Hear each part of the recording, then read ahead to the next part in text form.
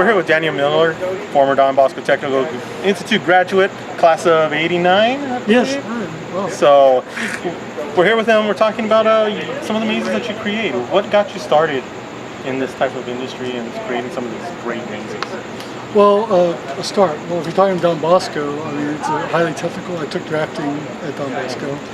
That was basically a good start for it. I always wanted to work at a theme park and like design roller coasters as a kid, but in high school or no college, I kind of came into designing sets. I just love theater and I love designing sets, and I love horror films. I was a monster here in '94 when I went to UC Irvine, and then I went to M.U.E for a Masters of Fine Arts, and I kept on thinking about it and like how much fun I had. I knew that something like this would probably be a good career for me.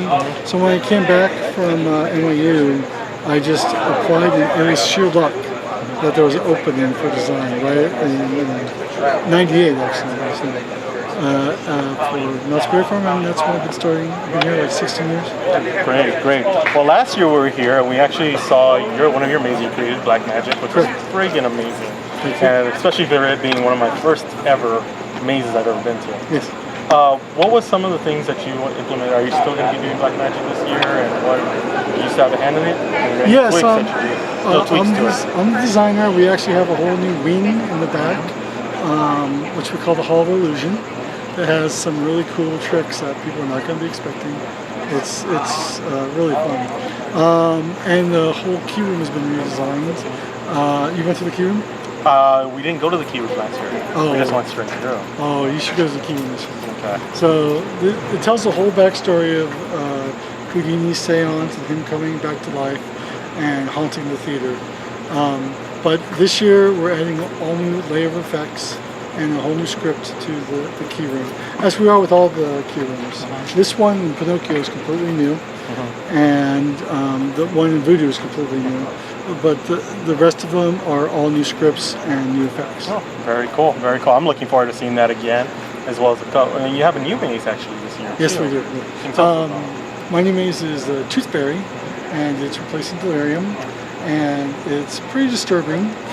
I just walked through it. And the story behind it is, I mean, when I was, last year someone suggested to me the Toothberry, and I was thinking, it's a little too cutesy, there's the whole Disney aspect, and you know, I knew what she was kind of talking about, maybe a little twisted. But then the next day, literally, I went to the dentist, and sitting there with that bright light and that high-pitched drill coming at my mouth, I just, like, I said, there's something here. There's a deep fundamental fear that people have of dentistry, and everyone shivers when they ever hear that high-pitched drill sound. So I thought, you know what, I can combine these two. I can do a Toothberry dentist maze that would just be super, super disturbing. And since we're getting away with the Slaughterhouse, the kind of gory maze, I said let's really up the ante and make this sort of kind of high gore scare maze. And I'm very proud of it. Really proud of it. Very cool, very cool. So how much of this little thing that Bosco really pulled out of you? Because there's some, for me, I kind of get it now. Where a lot of this, going to Bosco from '89 to '93, I kind of could see where maybe some of that stuff pulled out of going to school at Bosco. Is there any truth to that?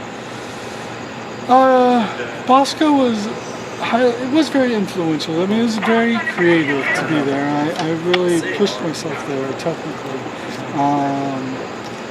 And that's a huge, huge aspect of maze design, is spatial cognitivity, just knowing how to put things together, knowing just the drafting elements, the materials elements, all that really helped focus what came to be.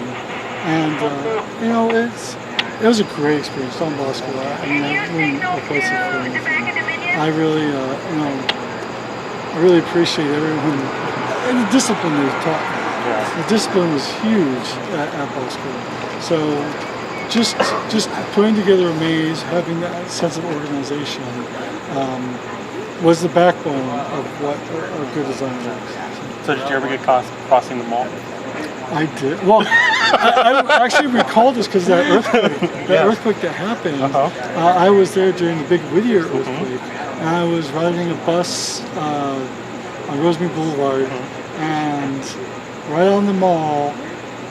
We were all allowed on the mall. Yeah, and I crossed the law. I mean, it was usually after like 3 or 4. Same here. But I remember during the earthquake, us all gathering on that mall, and kind of being blown away. Like, wow. Why are we here? We should be here. Like, well, we can't be inside because of the earthquake. Well, thank you very much, Daniel, for meeting with us. Yeah. Anything last words you say to Don Bosco Technical Institute students who are going to be watching this? Well, yeah, always live your dream, and you know that you're at a really good school that has the fundamentals that you'll need to succeed anywhere in life. And just keep up with it. I went the 4-year route with college, but it was definitely a great preparation for life. Well, thank you very much. Thank you for stopping with us.